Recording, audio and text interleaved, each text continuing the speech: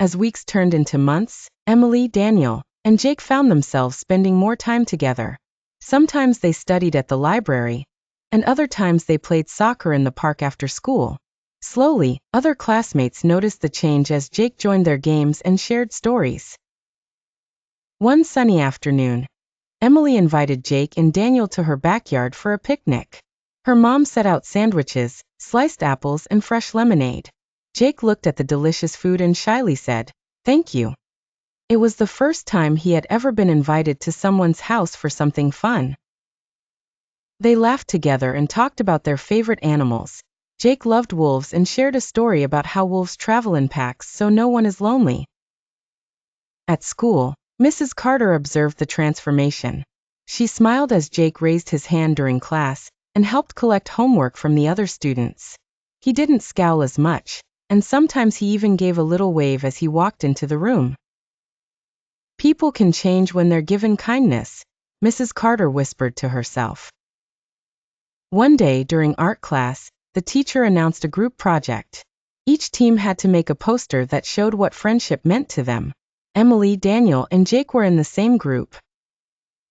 They drew 3 smiling faces under a big tree, with colorful birds and squirrels playing nearby. Jake colored the sky and added a rainbow. He quietly said, "I want it to be happy." When their poster was finished, Jake took a deep breath and presented it to the class. Friends help you when you're sad. They stick together, just like animals in the forest. They don't laugh when someone falls. They help them up. The classroom was so quiet everyone could hear the birds singing outside. Even Oliver, whose backpack had been pushed by Jake, raised his hand and said, "I liked your rainbow." Jake smiled at him and after class went over to say, "Sorry for how I acted before." He handed Oliver a shiny sticker from his new collection. Oliver smiled back, and they sat together at lunch. Emily and Daniel thought about all that had changed. They realized that even when someone seems unfriendly, they might just need a chance to show their real self. At recess, whenever they saw someone sitting alone, they'd wave and invite them to join in, and many more students started playing together. One rainy day, when everyone had to stay inside, Mrs. Carter brought out a box of puzzles and games.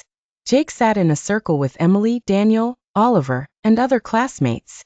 They built a castle with blocks, working as a team. When the tallest tower wobbled, Jake held it steady so it wouldn't fall. "We did it together," he said, and everyone cheered. Jake learned there was more to life than pretending to be tough. He found laughter, friendship, and warmth in the company of others. Emily and Daniel saw that courage means more than standing up to a bully.